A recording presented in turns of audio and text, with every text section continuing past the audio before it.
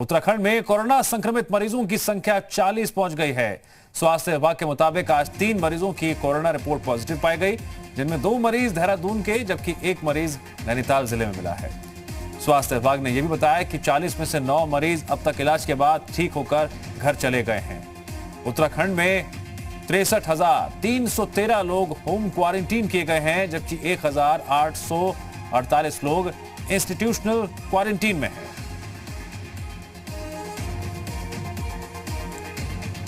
उत्तराखंड में आज 3 नए केस सामने आए हैं, 2 देहरादून से और 1 नैनीताल से। और इसी के साथ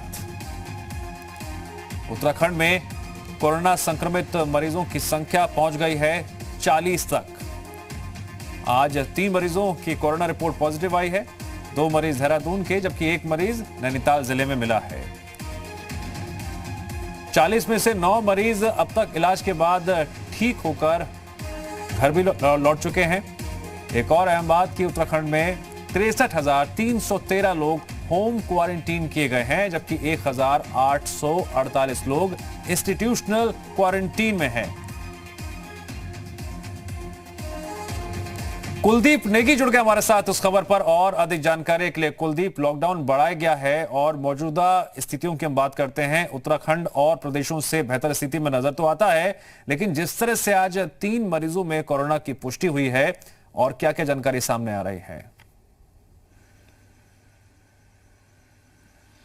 देखिए, अभी तक उत्तराखंड में 3 मरीजों की पुष्टि हुई है और इसके साथ ही जो पूरा फिगर है वो 40 तक पहुंचा है। यानी कोरोना पॉजिटिव के जो केस हैं वो 40 पहुंचे हैं। इनमें से 9 लोग ठीक होकर डिस्चार्ज भी कर दिए गए हैं। आज की जो हेल्थ बुलेटिन की पूरी रिपोर्ट है उसके मुताबिक 63,000 के आसपास जो लोग हैं वो घरों में ही क्वारंटीन किए गए हैं, और इसके अलावा 1,800 के आसपास जो लोग हैं उन्हें इंस्टीट्यूशनल क्वारंटीन रखा गया है। जो 3 नए केस मिले हैं उनमें 2 केस देहरादून से हैं और 1 केस जो है वो नैनीताल जिले का है। जो देहरादून में 2 केस मिले हैं उनमें जो सोर्सेज से जानकारी मिली है वो एक डॉक्टर बताई जा रही है, और एक जो दूसरा पॉजिटिव केस मिला है वो एक बच्चा बताया जा रहा है। इसमें नैनीताल जिले की बात करें तो वहां भी 1 केस मिला है, तो कुल 3 केसेस मिले हैं।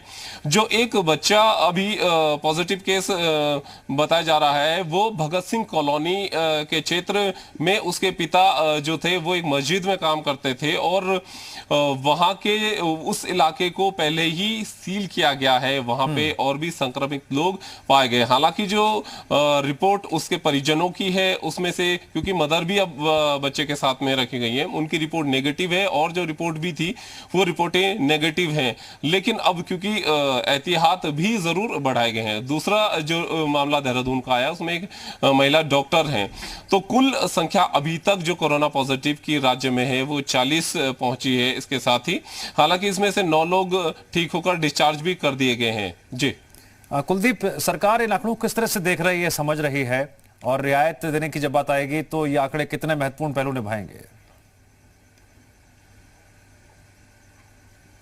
देखिए, बिल्कुल ये जो फिगर है ये महत्वपूर्ण पहलू जरूर इनका रहेगा, क्योंकि कल जिस तरीके से बैठक हुई थी, सरकार के मंत्री भी उसमें मौजूद थे मंत्रिपरिषद की बैठक में, तो उस बैठक में तमाम सारे इश्यूज को लेकर तो चर्चा हुई, लेकिन सबकी निगाहें इस बात पर टिकी थी कि क्या कुछ ऐसे जिले जिनमें कि एक भी पॉजिटिव केस अभी तक नहीं है वहां रिलैक्सेशन सरकार देगी, कोई रियायत देगी, लेकिन ऐसा नहीं देखने को मिला है। अब क्योंकि 3 मामले और बढ़ गए हैं, और जैसे देहरादून जिले की हम बात कर लें, नैनीताल जिले की बात कर लें, हरिद्वार जिले की बात कर लें, तो या उधम सिंह नगर जिले की बात कर लें, इन जिलों में केसेस आए हैं, तो ऐसा लगता नहीं है कि सरकार यहां पर फिलहाल कोई रियायत देगी, क्योंकि इन जिलों में कुछ ऐसे क्षेत्र हैं जो कि हॉट स्पॉट हैं। जैसे भगत सिंह कॉलोनी का एरिया है, उसे सील किया गया है, वहां किसी को आने जाने की इजाजत नहीं है। इसके अलावा और भी क्षेत्र हैं जहां पर कि हॉट स्पॉट के कारण से उन्हें सील किया गया है। वहां केवल प्रशासन की जो गाड़ी है वो ही वहां पर आवश्यक सामानों की पूर्ति करने के लिए जाती है।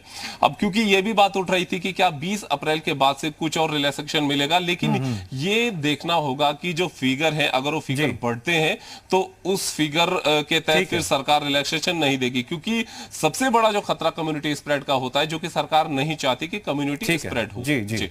कुलदीप, जानकारी के लिए आपका शुक्रिया।